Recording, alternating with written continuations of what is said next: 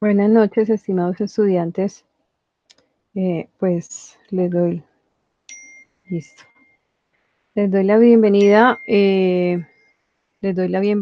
al curso.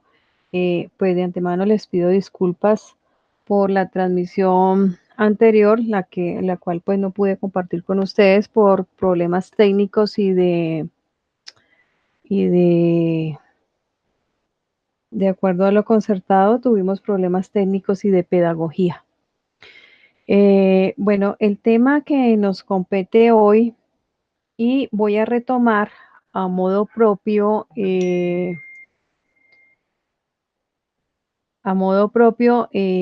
pues lo que dejamos de ver o el tema que quería compartir con ustedes la charla anterior. Entonces, quiero pues que ustedes eh, más o menos darles como un repaso en el tema de lo que hemos venido haciendo nosotros a partir de las finanzas públicas. Y posteriormente vamos a hacer un avance en la unidad 2, que es el tema que nos compete, pues obviamente a mí me gusta que ustedes sepan cuál es el origen de las cosas, que era el objetivo realmente que nosotros, para los cuales nosotros nos conectamos la clase pasada. Entonces, quiero darles a modo propio para que quede claro, y si quedó claro con las unidades anteriores, que hagamos un repaso en lo que compete la estructura del Estado y seguidamente vamos a hacer un análisis de la unidad 2 muy sucinto. Entonces, ¿qué quiere decir la estructura del Estado y funciones? Hablamos del sector público y su estructura y cuáles son las funciones y el marco jurídico como tal. Entonces, hablamos que el presidente de la República está representado por el presidente de la República y cuenta con un grupo de órganos auxiliares para dirigir el sector público y la presidencia es el medio o el canal por el cual se toman las decisiones, improvisando o generando a partir de ello, de la presencia del presidente de la República, los recursos financieros provenientes del presupuesto y los egresos o los costos y los gastos asignados a la institución. Dicha presidencia atiende a modificar cada periodo un plan de gobierno y pues obviamente antes de la posesión, como tenemos ahora, antes de la posesión, cada uno genera una estructura y proyecta un plan de gobierno por el cual va a regir en los 4 años siguientes. Vemos la estructura del Estado. ¿Cuál es la estructura del Estado? El Estado tiene básicamente 5 elementos. Tiene una población, tiene un territorio, tiene un gobierno, tiene una soberanía y una nacionalidad. En cuanto a población, que más adelante vemos y vemos la participación y la asignación de recursos, pues su gobierno puede actuar en el ámbito nacional, también llamado el ámbito federal o central. El territorio, pues hablamos de territorios a nivel de región, el cual también está llamado estatal y en provincia para generar la asignación de recursos. La otra es los departamentos a nivel local o llamado municipal o distrital. El gobierno, de acuerdo al grado de flexibilidad o dependencia del gobierno central respecto a los órganos o los gobiernos regionales y locales, es el que está centrado y migra los recursos hacia nivel regional. Y hay una soberanía, el cual se da de diferentes tipos de modelos en la administración y el Estado. Básicamente, esta es la estructura del Estado. Vuelvo a recordarles que este es un enlace que quiero hacer o un recorrido de las unidades anteriores. Obviamente me sentí con pena con ustedes de manera conceptual porque no les pude dar este tema, por lo que vamos a hacer un breve recorderis de lo que ha pasado. ¿Qué pasa con el Estado? El Estado esta es una institución que tiene una serie de órganos con acceso directo e inmediato hacia el jefe ejecutivo por los siguientes objetivos, y es estudiar y dar forma a los acuerdos presidenciales, compilar las leyes y decretos en cabeza del Congreso, registrar y controlar las resoluciones y los reglamentos en el momento en que se expidan. Debemos estudiar, en su caso, modificar la administración pública, si es pertinente, si es competente. Debemos evaluar la actuación de cada elemento de la administración pública y proporcionar servicios de difusión y relaciones públicas para el jefe ejecutivo. Quiero decirles que la sinergia de esta conferencia es yo intervengo inicialmente y después ustedes intervienen con todas las dudas o inquietudes que tienen para resolver de estas unidades, de las anteriores y de la unidad 2. El Estado como tal, entre los órganos institucionales que eh, actúan pues en secretarías, en diferentes secretarías. Hay una secretaría particular, una secretaría privada. Hay una guardia presidencial, que es el Estado Mayor de la Presidencia, que tiene una administración, una dirección administrativa y una dirección de quejas. Eh, También hablamos el nivel jerárquico del Estado. Hay una dirección general del secretario técnico del gabinete y hay una dirección general de asuntos jurídicos.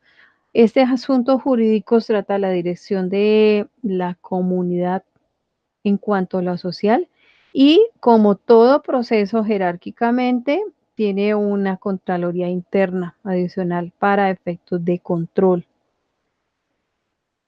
Hay un sector centralizado que ustedes en la charla anterior me preguntaban que cuál es el sector centralizado. Es un régimen administrativo que coordina y vincula a los demás órganos públicos en sinergia y donde las autoridades superiores jerárquicamente pues apuestan a que tienen una facultad de delegar funciones a través de nombramientos y así el ciudadano recibe un nombramiento de alguna autoridad del sector público y pasa a formar parte del gobierno para que se efectúen sus funciones e instrucciones que se les da o se les concede desde el poder de mando. En algunos países del sector público centralizado, es el gobierno nacional, además del conformado por la presidenta de la República, está constituido por el vicepresidente, los ministros, los departamentos y todo a nivel jerárquico, donde el mayor órgano es el presidente de la República,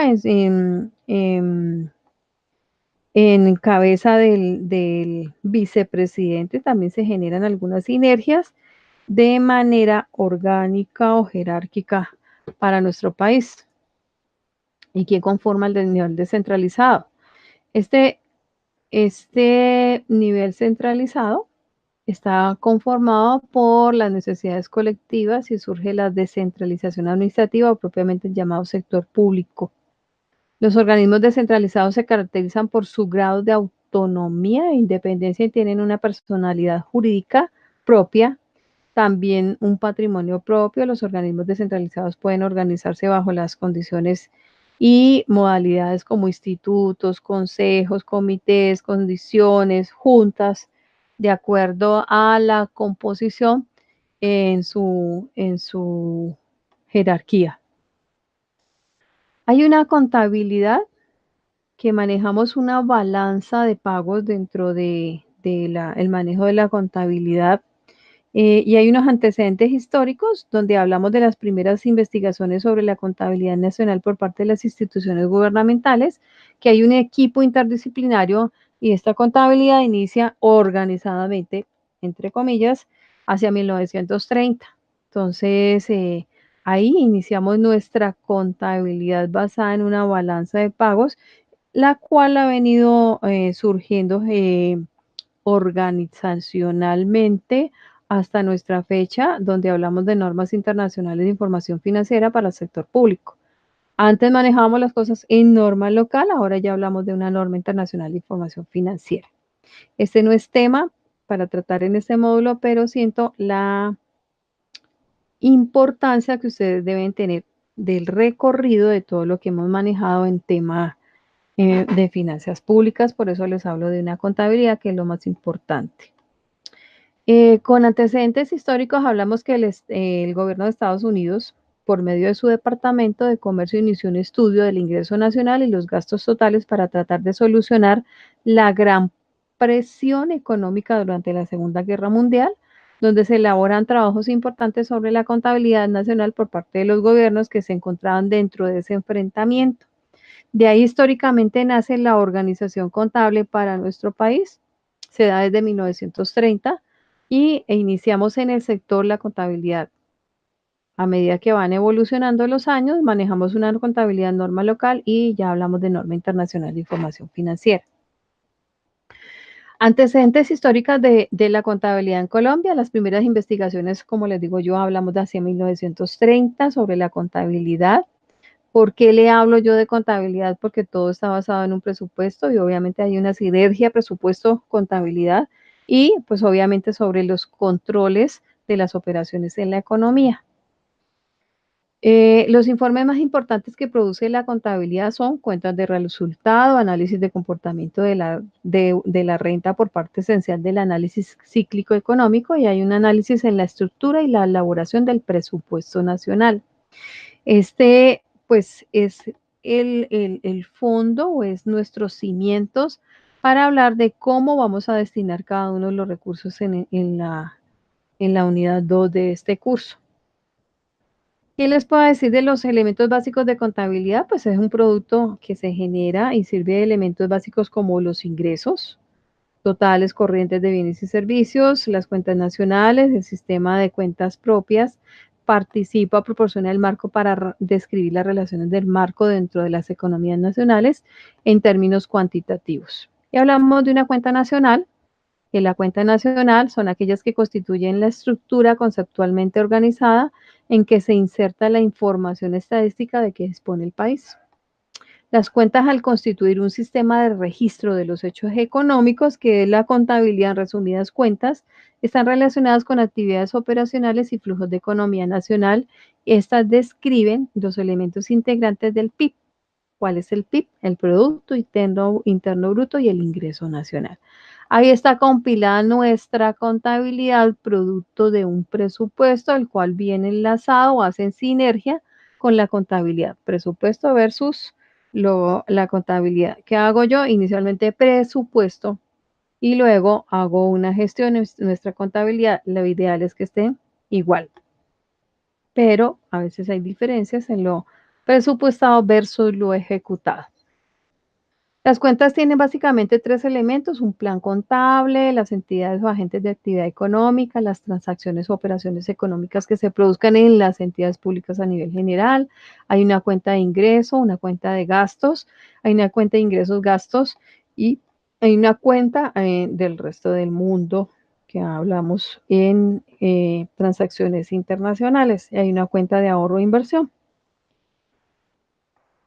Hay una balanza de pagos, que es un registro de todas las transacciones monetarias producidas en un país y el resto del mundo en determinado periodo.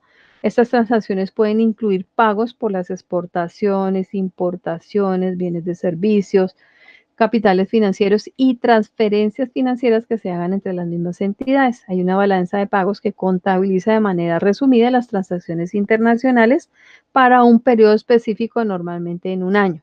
¿Cuáles son las transacciones internacionales? Todo el Producto Interno Bruto que pueda generarse en el país con la transacción internacional. Entonces, las fuentes y los fondos para un país, como las exportaciones o los ingresos por préstamos e inversiones, se registran dentro de nuestra balanza de pagos de manera general en el gobierno. ¿Y cuál es la forma de presentar esta balanza de pagos? Pues se anotan en una columna, digamos, en los registros contables, en las operaciones activas, pasivas y los saldos respectivos, se clasifican bajo cada una de las cuentas de forma de balance, registrando la primera columna, las operaciones débito, ingreso, crédito o gasto, registrando cada operación y agregando una tercera columna que son los saldos.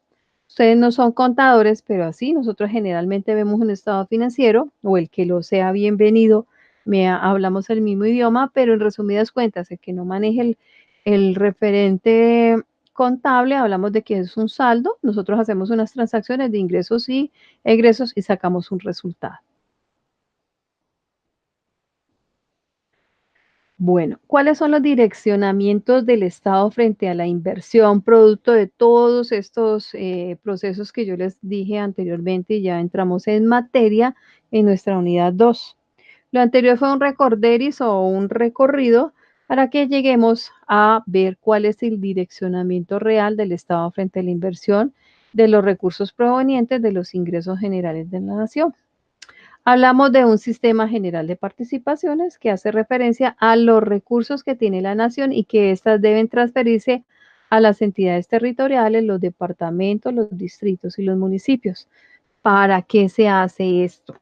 Para la financiación de sus servicios, de sus gastos normales, de sus gastos fijos, digámoslo así, los cuales vienen en educación, salud, agua potable, para promover y financiar o cofinanciar proyectos de interés municipal, obviamente basados previamente en la presentación de un presupuesto, y estos se hacen por mandato constitucional, donde está contemplado estos derechos básicos del sistema general de participaciones, que es lo básico que se hace muchos años, aunque hubo una reforma hacia el 2017 de la migración de esos recursos, pero generalmente está básicamente constituido en la Constitución Política de Colombia, artículo 356 y 357.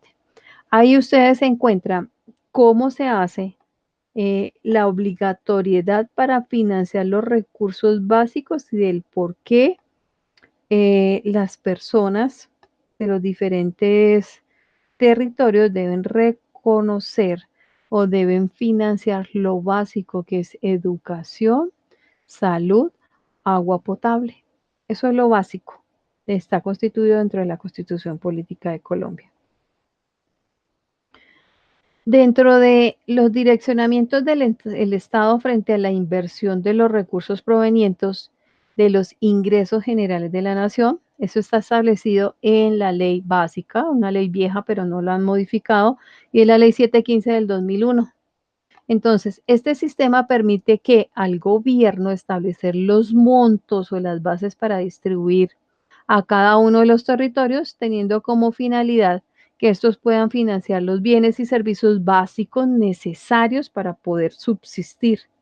Estos recursos provienen del presupuesto general de la nación y están conformados de la siguiente forma. Entonces, hay una participación con destinación específica, que es el sector educativo. Entonces ustedes se dirán, bueno, ¿y qué pasa con el sistema general de participación, con la educación, con estas protestas que tenemos? Ahora les explico qué pasa. Hay una participación con destinación específica al sector salud, pero ¿qué pasa con la salud? Está colapsada. Hay una participación con el propósito general, haciendo referencia a los recursos de agua potable, básica y saneamiento básico. Cuando hablo de saneamiento básico, la palabra va migrando al saneamiento ambiental, que está tan de moda, pero nosotros no lo hemos puesto muy en marcha. En otros países de Europa y Estados Unidos, el sistema ambiental funciona a la maravilla, pero nosotros apenas vamos entrando en sinergia con el sistema ambiental. Pues hablamos de un saneamiento básico y debe ir agregada la palabra saneamiento ambiental dentro de los territorios. Cuando yo les dije anteriormente, esto es lo básico y lo destinado, hablemos del tema de educación, que yo lo resalto, para ustedes es importante como para mí. En materia de educación se definen recursos que deben ser destinados al pago del personal docente, administrativo, de las instituciones educativas públicas, las contribuciones frente al pago de la nómina y sus prestaciones sociales, la construcción de infraestructura, mantenimiento, pago de servicios públicos, funcionamiento de las instituciones educativas, la provisión en la canasta educativa, digámoslo así, las destinaciones a mantener y evaluar y promover la calidad educativa, entre comillas. Esto es lo básico que va a generar esa migración de recursos para hacer el sostenimiento de los costos fijos de la participación en la educación. ¿Qué ha pasado? Bueno, para que resumamos y no entremos en controversias con el sistema de educación que está colapsado, el presupuesto para cada uno de los rubros que se debe hacer o se debe migrar los recursos de acuerdo al sistema general de participación, pues ha disminuido en presupuesto. ¿Qué pasa con la salud? También hay una migración financieramente para el sostenimiento básico, digamos, los costos fijos en salud, en cuanto a la distribución de recursos, en cuanto a que estos se destinan para financiar componentes de financiación o cofinanciación de subsidios a la demanda en salud de manera progresiva hasta lograr sostener básicamente la cobertura, pero aún así el sistema está colapsado. Hay una prestación de servicio en salud a la población en situación de pobreza. Ya sabemos, y en lo no cubierto por los subsidios o lo no cubierto por de acuerdo al régimen que se tenga dentro del subsidiado o el contributivo. Las acciones en salud pública están definidas como prioritarias para el país. Obviamente el rector, control, coordinador de ese tema es el Ministerio de Salud y los criterios que ellos tengan en cuenta son población para atender de equidad y eficiencia administrativa. Bonita la letra. Bueno, y hay una participación de propósito general.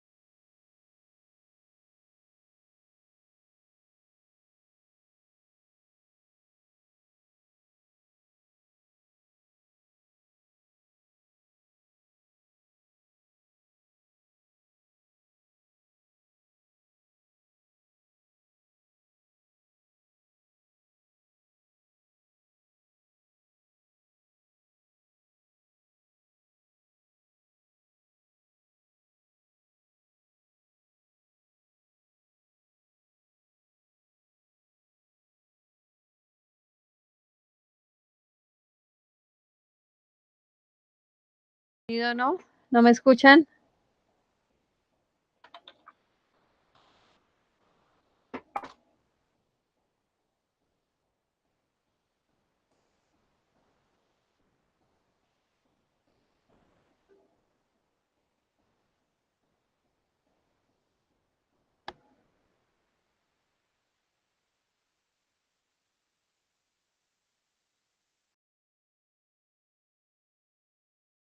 Listo.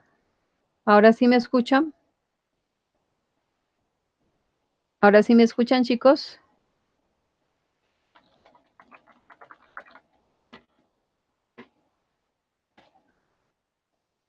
Ay, qué bueno. Me alegro, bueno. No sé qué pasó. Mil disculpas. Bueno, ok. Qué bueno que me escuchen. Bueno, entonces retomo nuevamente mi presentación y hablamos de la distribución del sistema general de participaciones, donde se ahonda o se hace énfasis en que los beneficiarios son la primera infancia. Entonces les decía yo que hay una a nivel sectorial, una distribución en cada uno de los porcentajes donde casualmente, de acuerdo a la distribución que se haga en estas son fuentes de la Dirección Nacional de Planeación. Eh, Quiero recordarles, no se preocupen por el material, yo se los envío a cada uno de sus correos. Abajo de la presentación está cada una de las bibliografías donde he retomado, bueno, hay fuentes de manera propia, pero pues hay otras donde yo he tomado esta información.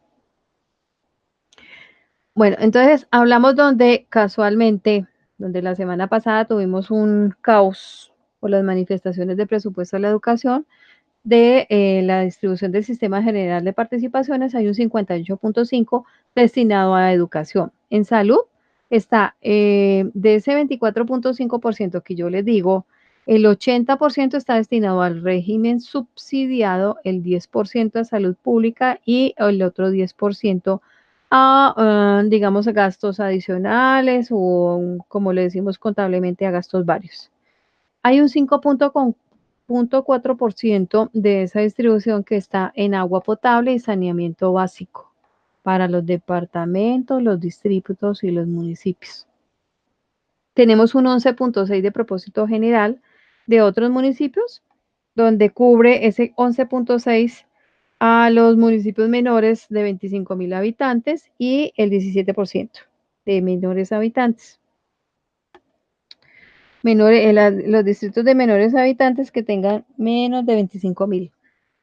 Y el 83% de ese 11.6 que se distribuye está dentro de todos los municipios. Bueno, mm, ¿qué más les puedo decir del sistema general de participaciones? Bueno, hay unas preguntas ahí como que por qué pueden variar los recursos asignados una vez estén presupuestados de acuerdo a esta convención o digámoslo así, inicio del año.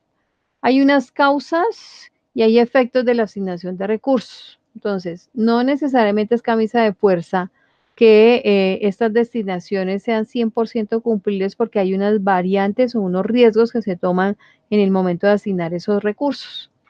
Entonces está no reporte de información en el plazo establecido, el no reporte oportuno de ingresos tributarios y el efecto de asignación de los recursos no participa en eficiencia fiscal de acuerdo a lo contemplado en la distribución. Entonces, lo que yo les quiero decir es que no hay una camisa de fuerza que si yo hago esa presupuestación, digámoslo así, al distribuir para cada uno de los municipios, departamentos, haya causales o haya variaciones para que varíen esos recursos de una vigencia a otra. Esto es gestión. Para mí no es causal que yo no distribuya exactamente lo que yo contemplé como un presupuesto al no reporte de información en un plazo establecido. Entonces no se reporta oportuno los ingresos, entonces el efecto es no participar en la eficiencia fiscal del plan general, afectando la viabilidad de esa distribución. Otra de las causas es inconsistencia en la información reportada, eso es negligencia, pero obviamente el reporte inconsistente en los ingresos tributarios de los municipios.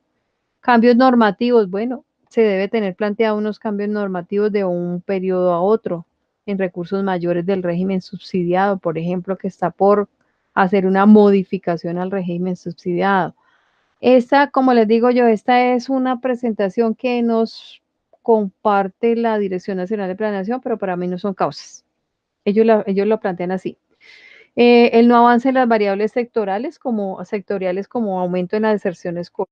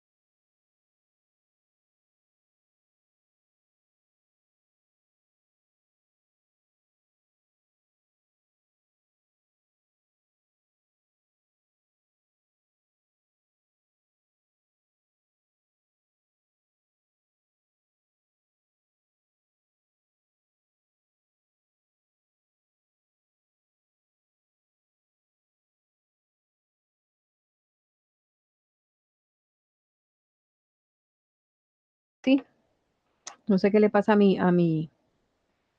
por favor, me dicen si me escuchan. ¿Me escuchan? Ya, listo. No sé qué le pasa a mi, a mi micrófono, tendré que cambiarlo. Se los prometo nuevamente. Bueno, estas son causales que nos da Nacional de Planeación y que por eso hay desviaciones de recursos. El Sistema General de Participación. Ahorita lo hablamos. ¿Qué financia? Entonces, como tiene un porcentaje para propósito general, ellos financian la prestación de servicios públicos que demanda la entidad territorial según las competencias asignadas desde los diferentes sectores de inversión. Financia alrededor de 13, de 17 sectores.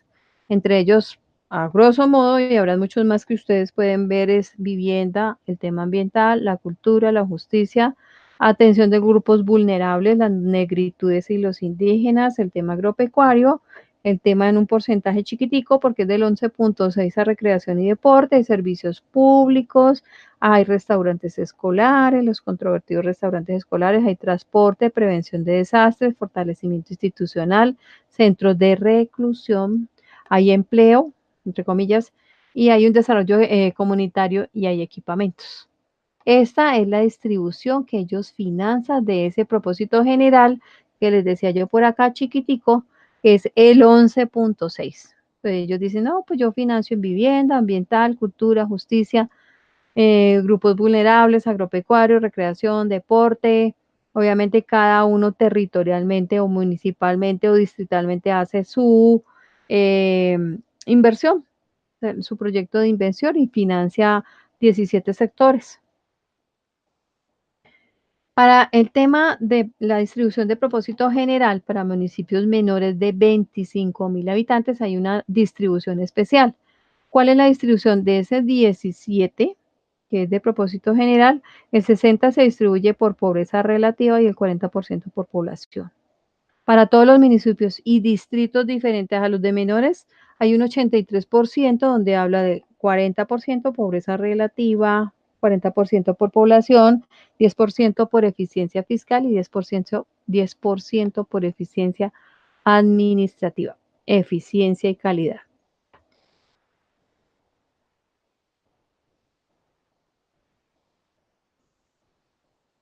¿Qué pasa con esa eficiencia fiscal? Hay un crecimiento promedio de acuerdo a un informe que da la Dirección Nacional de Planeación, que es ese crecimiento promedio positivo de los ingresos tributarios per cápita de las últimas 3 vigencias.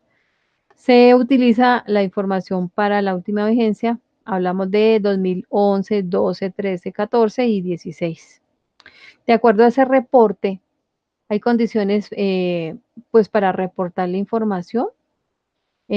Cada 15 de marzo ellos generan un reporte que se llama el FUT, en eficiencia fiscal. Hay una refrendación por parte de la Contaduría General de la Nación por cumplir las condiciones de esfuerzo previstas en la Ley 715 del 2001. Y hay una eficiencia administrativa que son incentivos a los distritos y municipios que cumplan con los límites establecidos para los gastos de funcionamiento de la administración central. Eso está dentro de la Ley 1617 del 2000. ¿Qué condiciones se presentan para esas eficiencias de las eficiencias? Reportar la información solicitada. Hay unos informes que cada municipio y distrito y departamento reportan a la Contraloría General de la Nación, de la República, por sistema de control. Y el cumplimiento del indicador de distribución, pues, que será la diferencia entre el límite establecido por la Ley 617 y el porcentaje de gasto reportado. Entonces, hay un indicador que se debe establecer para el cumplimiento de esos distribuciones de presupuesto. Cada distrito, municipio, departamento lo tiene, un indicador. Bueno, entonces sigamos hablando de esa linda distribución. Le digo linda porque es que a veces es confusa dentro de los análisis de gestión o los sistemas de gestión que rinde cada uno de los municipios. Y ustedes se pueden detener a mirar los sistemas de gestión, los informes de gestión que debe hacer cada uno de los municipios, departamentos, territorios. Y pues obviamente en letras muy linda, pero pues obviamente el cumplimiento es bajo por la gestión de cada uno en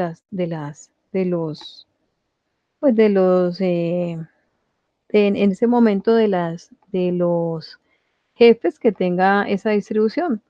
En este caso, los alcaldes, los gobernadores, jerárquicamente van abonando.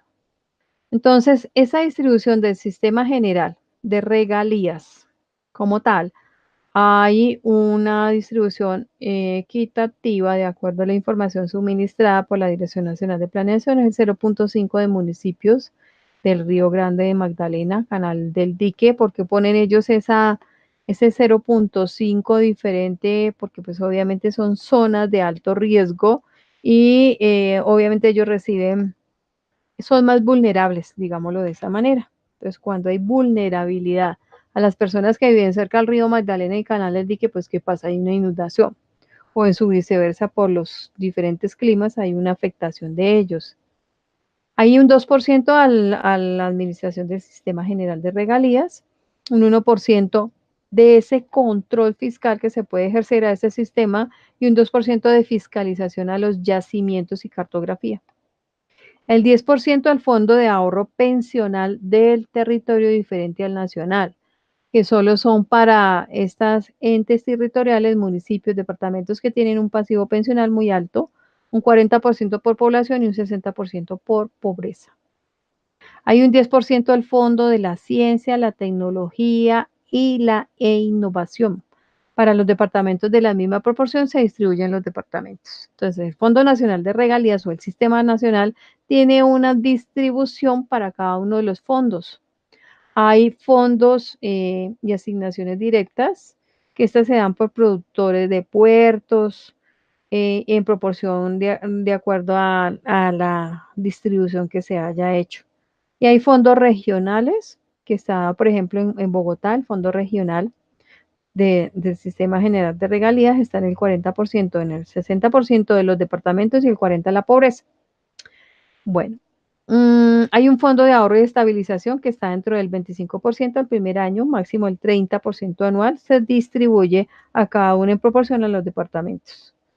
Cuando yo les digo a esos fondos regionales, el 30 está en los departamentos, el 30% de los municipios y el 10% lo segrega a los municipios con vulnerabilidad o el 60% de la población y el 40% de la pobreza. Yo les comparto este material porque a veces uno dice, "Ay, tanto porcentaje del porcentaje", entonces yo se los comparto para que quede más claro. Bueno, ¿y cuál es la diferencia del sistema general de regalías y conciencias al que yo puedo presentar proyectos? Pues, ¿cómo les parece que hay un lineamiento donde si usted es muy eficiente, hablo yo de a nivel jerárquico, el alcalde, el gobernador y todos los entes que estén en el mando territorial, pues ustedes presentan eh, un proyecto. Entonces, el sistema general de regalías no es una entidad como tal.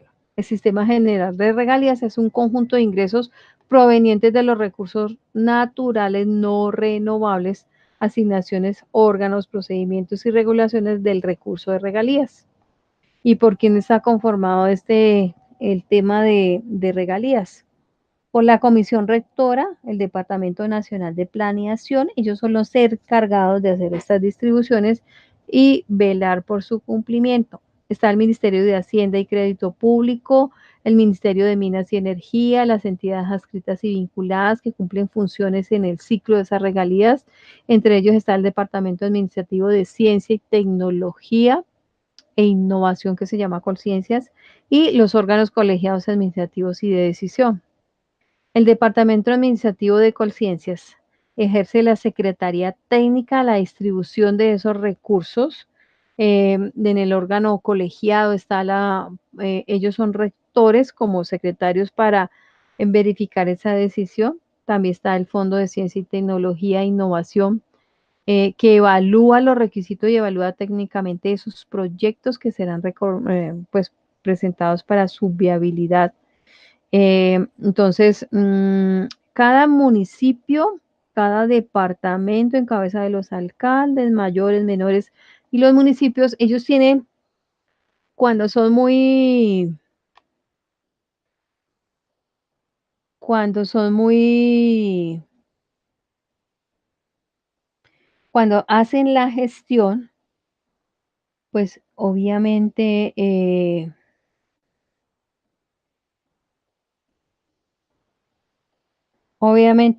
cuando ellos son muy eficientes en la gestión, entonces, por favor, me indican si no me escuchan. Yo creo que sí. Entonces, cuando son muy eficientes en la gestión, los alcaldes, los gobernadores, a nivel jerárquico, ellos pueden presentar proyectos para beneficio de su municipio, de su territorio, de su departamento. Esos proyectos tienen unas condiciones donde ellos pueden participar para beneficio de su territorio y de la entidad. Entonces yo lo presento de acuerdo a unos requerimientos donde si el alcalde, el gobernador lo presentan de manera eficiente y se preocupan por la gestión, y para eso deben estar ahí, pues obviamente reciben unos recursos bien equitativos y en beneficio. Por eso es que ustedes pueden diferenciar que hayan alcaldes muy eficientes y otros muy deficientes. Por eso ustedes pueden generar diferencia a tal alcalde con tal alcalde, porque hay unos que sí se preocupan por generar sus recursos, presentar sus proyectos que sean viables y que no pasen las causales como estas, que no reportan información, que hay inconsistencia en la información presentada, que hay cambios normativos y no los tuvieron en cuenta, que no avanzan en las variables sectoriales, y no hay cumplimiento de criterios de distribución, entonces se exceden en los gastos y obviamente pues por eso no pueden gestionar. Si hay una buena planeación en el proyecto, pues obviamente se puede generar gestión en cada uno de los municipios con el sistema general de regalías y obviamente una buena gestión.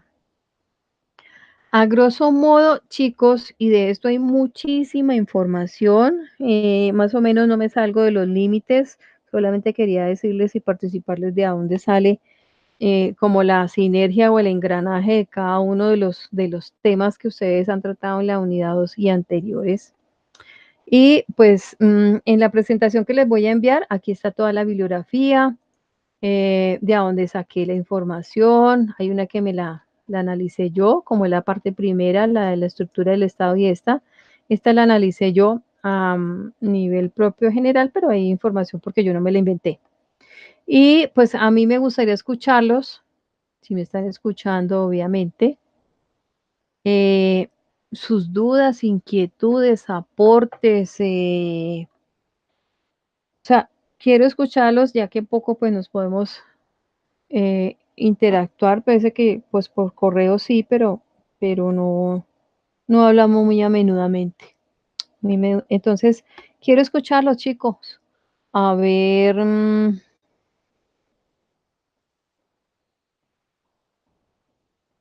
uy, hay alguien que me dice, Diego me dice, ese 11% de gastos varios dentro de la parte presupuestal, ¿entra la economía naranja o el gobierno anda entrando en ese tema? La verdad, a ver, chicos, yo estuve muy inquieta con el tema de economía naranja y todavía no ha entrado en vivo y en directo. Yo estudié ya economía naranja. Economía naranja es y se va a basar, no, todavía no hay intervención del presupuesto, yo creo que lo van a hacer para el otro año, Diego. Pero la economía naranja, en una palabra te lo resumo, va a haber como un énfasis donde la economía naranja, el objetivo de implementarla es ayudar a las pymes, digamos, a la pequeña y mediana empresa. La economía naranja como teoría se considera que si yo apoyo las pequeñas y me parece una buena gestión, si entra y si es muy clara, porque pues hay temas como que el monotributo entró, pero ya se cayó, ya lo derogaron porque no fue muy llamativo.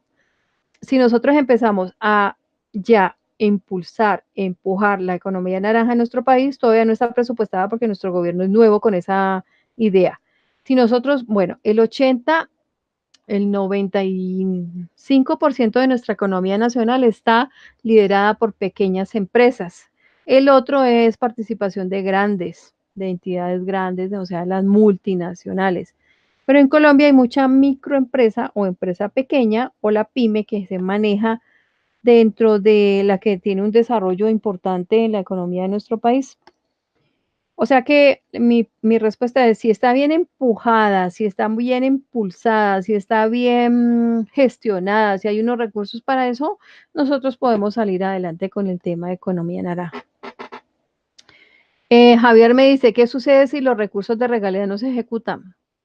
Pues obviamente hay una presupuestación de esos temas de regalías, pero si no se ejecutan, pues obviamente quedan, ellos deben ejecutarse dentro del tiempo establecido, pero eso ya es gestión de la administración que se tenga.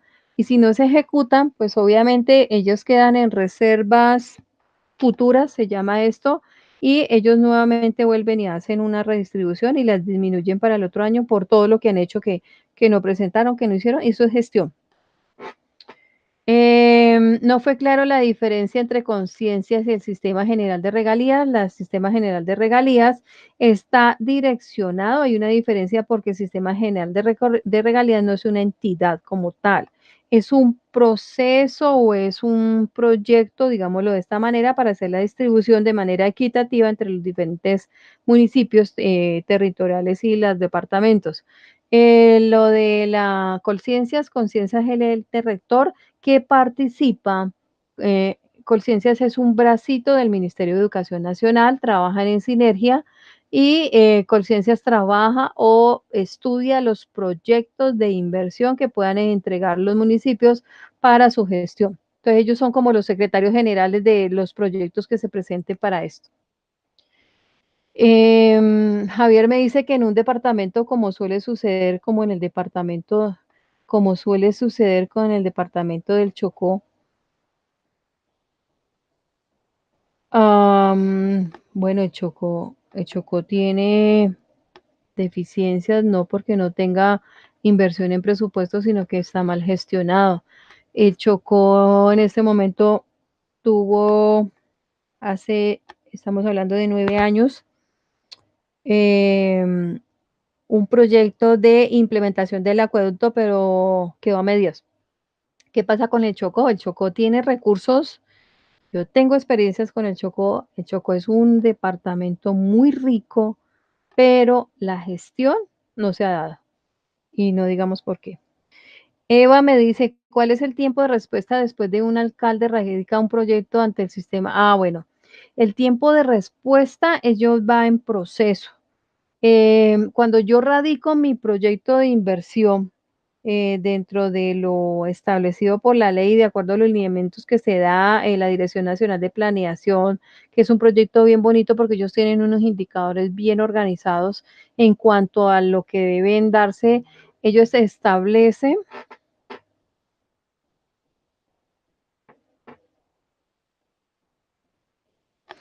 ellos establecen unos tiempos de acuerdo a, eso varía, de acuerdo al tiempo y a la cuantía de la inversión. O sea, no es camisa de fuerza porque hay proyectos muy poquitos, en poco tiempo, que se pueden gestionar en 6 meses y hay otros muy grandes que se van hasta para 2 años. ¿Qué pasa si un recurso destinado a un rubro se destina a otro fin? Pues obviamente hay que sustentarlo, pero la intención es que lo que yo presupueste, lo que yo proyecte como presupuesto, como proyecto se cumpla. Las reservas futuras, ¿para cuánto tiempo se pueden mantener? Pues de un periodo a otro. De un periodo a otro estamos hablando de periodo fiscal o periodo, digámoslo así, de 1 de enero al 31 de diciembre. Quedan las reservas para gestionarlas en el año siguiente, los 2 primeros meses. ¿Cómo puedo, como ciudadano que no hace parte del gobierno local, hacer propuestas de proyectos que pueden ser, bueno, mira, Eva, tú puedes generar un proyecto de acuerdo a si es municipio, departamento, lo que sea, eh, en la página de la Dirección Nacional de Planeación, ellos tienen unas condiciones para tú presentarlo. Ingresa a la página de la Dirección Nacional de Planeación, ahí están las condiciones para tú plantear un presupuesto y los recursos, todo ellos tienen como el lineamiento. Entonces tú puedes ingresar a la página y mirar qué disponibilidad hay en recursos para ejecutar y el municipio donde estás. Jamás han intentado plantear políticas para que cada municipio, lo que pasa es que cada municipio maneja de manera independiente sus recursos, entonces que haya políticas, la intención es que haya transparencia en el cumplimiento de ese presupuesto, pero políticas internas, pues las políticas internas se las da cada uno cada uno de los que manejan la gestión, alcaldes, gobernadores. Distribución del sistema general de participación. El sistema general de participación, Richard, está dado aquí a manera general. Espérame, ya te muestro el sistema general de participación. Está aquí. Está dado en obviamente el primero es la primera infancia, el objetivo principal, y es educación, salud, agua potable y propósito general, que son varios. Lo más importante del rubro presupuestal, eh, el grupo presupuestal es educación, que es el que tiene mayor porcentaje, la salud, luego sigue agua potable y propósitos generales. Propósitos generales es varios.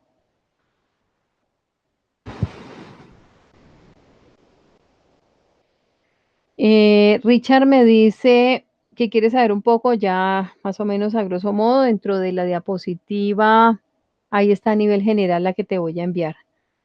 Blanca me dice, duda en lo referente al curso que sucede con los recursos de los municipios que no están certificados para recibir recursos del sistema. Con los recursos de los municipios, que no están certificados, los recursos. Yo creo que hay una mala interpretación. Los recursos están dados para educación, salud y agua potable. Aquellos que los van a gestionar deben estar debidamente certificados y deben tener unas condiciones para poder cumplir ese proyecto, porque en porcentual ya está dado. Entonces, el recurso de educación, pues el recurso de educación está distribuido para los departamentos, municipios y distritos, si es distrito, entonces ellos no son los que deben estar certificados, los que deben estar certificados son los que van a hacer o cumplir el proyecto como tal en la gestión. Algunas ciudades están certificadas para recibir los recursos por parte del Estado directamente, pero otras no. Certificación, entonces deben buscar, la intención es que cada uno trabaje con certificación, que maneje una calidad como tal, de acuerdo al tema educación, salud, agua potable, los que van a gestionar. Como generalmente los que gestionan no son directos, y entonces los que no están certificados supuestamente no pueden participar en estos gestión de proyectos. En los municipios se da este tema mucho.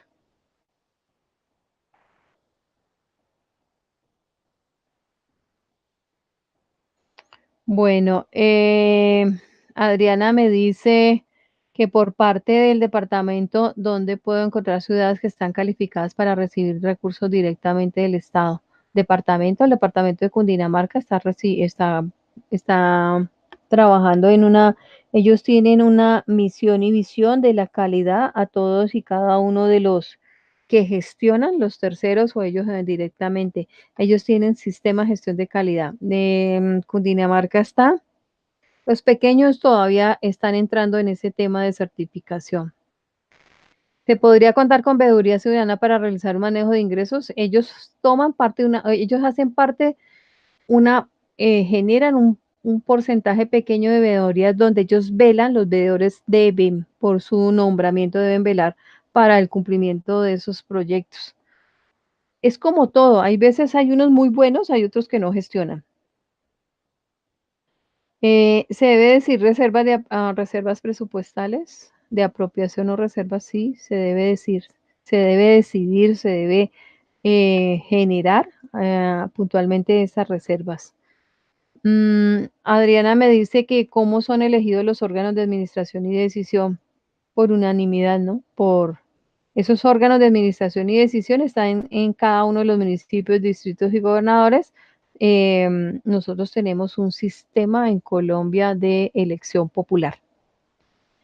Los entes de control, ¿de qué manera evalúan los recursos que se distribuyen equitativamente para las veredas? Ya que la mayoría se reflejan en las cabezas municipales.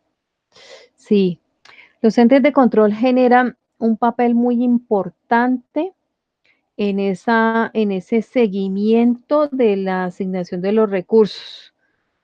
Para mi manera de ver como profesional y mi experiencia en estos temas, a mí me parece que el control no debe ser posterior, sino anterior a la gestión. ¿Qué quiere decir? Yo ya después de que se detectó que ya hubo desviación de recursos para lo que no es, entonces el señor no está, o el señor ya se fue, el dueño del aviso se fue. Entonces, para mí en Colombia se debe ejercer un control antes y no posterior, como hacen todos nuestros entes de control, que la vigencia del 2017 apenas están cerrando de revisarla o apenas no la han hecho, apenas la van a hacer a final de año, cuando ya pasó todo lo que pasó en los escenarios. Esa revisión y control debe ser anterior a todo esto. La certificación me dice Eva, que se debe presentar, sí, sistemas de gestión de calidad. Las certificaciones son sistemas de gestión de calidad en cada uno de los temas, en educación, en saneamiento, en cada una de las ISO que se manejan de acuerdo a los temas. Jefferson me dice que las contralorías departamentales pueden ejercer control fiscal a los recursos que reciben los municipios del sistema general, claro que sí. Contralorías departamentales. Bueno, eso está debidamente y depende de cada municipio, ¿no? Porque si es un municipio, un distrito, ellos tienen su forma de vigilar. Dice Eva, me dice que dichas certificaciones son dadas de evaluación directa del Estado. Las certificaciones no las hace directo. Bueno, ellos hacen la condición o ellos generan la condición de que haya certificaciones, pero las certificaciones no las da el Estado. El Estado no es un ente certificado, son cada una de las entidades avaladas para poder certificar. Mm, buena pregunta. Sí, ¿por qué la educación tiene un porcentaje alto de distribución? ¿Por qué tenemos tanto déficit? Buena pregunta. ¿Por qué vivimos la semana pasada con tanto caos? Bueno, lo que pasa es que el porcentaje de participación o el porcentaje de asignación en presupuesto se bajó. ¿Por qué? Porque tenemos un déficit fiscal. Entonces se bajó ese porcentaje de asignación y por eso se está solicitando al nuevo gobierno que replantee, y obviamente él ya lo dijo que había un aumento, pero la verdad, personalmente desconozco el tema de asignación para cada uno de los rubros de educación a nivel de cada una de las universidades públicas o distritales. Si usted está, me dice Javier que si estoy interesada en analizar los reportes de gestión detallada de un municipio en el informe de gestión, que es obligación a ser publicado en la página. Entonces, de gestión detallada de un municipio, ¿dónde lo puedo solicitar? Hay un informe de gestión que es obligación emitirlo por cada uno de los entes o de las entidades y lo puede solicitar. ¿Y cómo denuncia? Me imagino que por un déficit que haya o por una malversación de fondos, Contraloría General. Eh, Richard me dice, Javier, consulta en la página donde quieres ver ahí debe estar publicado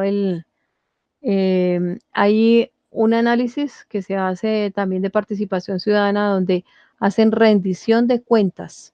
Esa rendición de cuentas, el informe de rendición, y si hay cambios, como lo van a ver o lo hubo porque ya se cambiaron todos por el nuevo gobierno, ellos debieron haber dejado un informe puntual en rendición de cuentas. ¿De dónde se hace la denuncia? La Contraloría General. El control fiscal lo hace la Contraloría, sí. Eva me dice, sí es cierto que el porcentaje de asignación de educación es alto, pero no es suficiente para el tema de déficit. Sí, tiene razón. ¿Quiénes controlan o hacen seguimiento a que se les dé un buen uso a estos recursos? Ellos como entes actúan solo si hay denuncias a obededores. Sí, desafortunadamente vivimos en un país y estamos en América Latina donde vivimos un ambiente de corrupción desafortunadamente. En América Latina, no solo en Colombia, y ustedes han visto todos los eventos de los otros países, el objetivo principal es la corrupción. Y por eso tienen que estar vigilados, porque la intención es llevarse los recursos. Ustedes han visto todos los problemas que tenemos en corrupción en que pesar en nuestro país. Pero obviamente sí debe haber un control, un seguimiento. Obviamente, cada departamento, municipio, territorio debe tener un área de control interno, que es el que da acompañamiento y apoyo al cumplimiento de cada uno de los controles que se debe hacer. Cada entidad debe tener alguien que genere un control dentro de la entidad y que migre ese control para prevenir el no cumplimiento, digámoslo así, entre comillas, de los procesos y procedimientos que tiene cada entidad. Sí, porque se da tanta corrupción.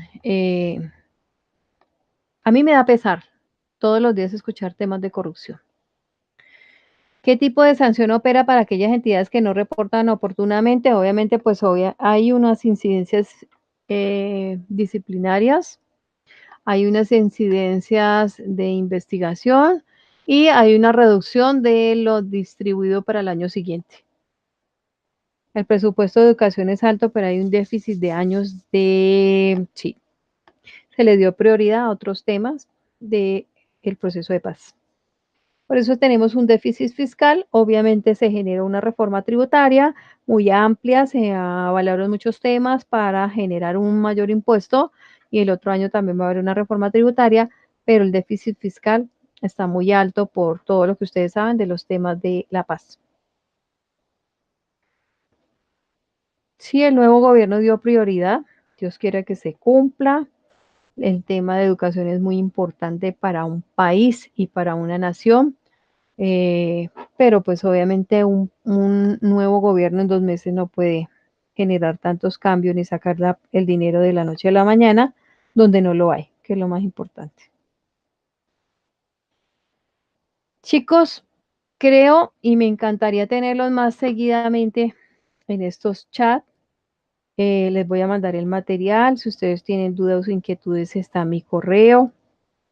Se los voy a colocar acá. O por el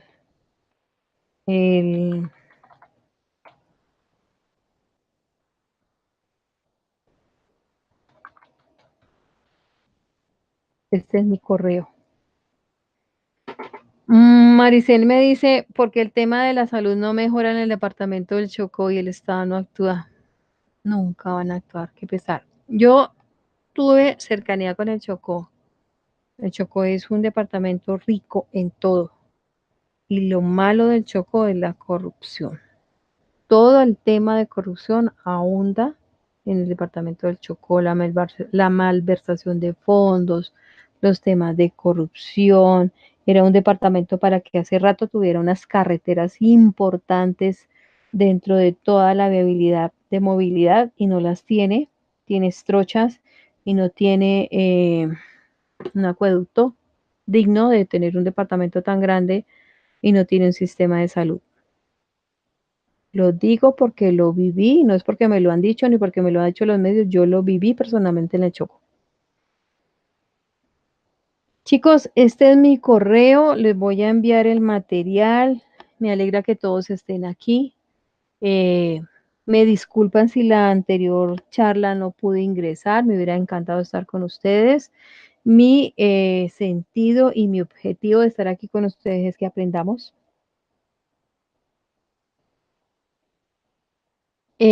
Araceli, el material de la charla anterior que yo intenté darles está con este. O sea que yo se los uní para que, para que lo vean, si tienen dudas, si tienen inquietudes, con todo gusto. Pues estoy pendiente de ustedes.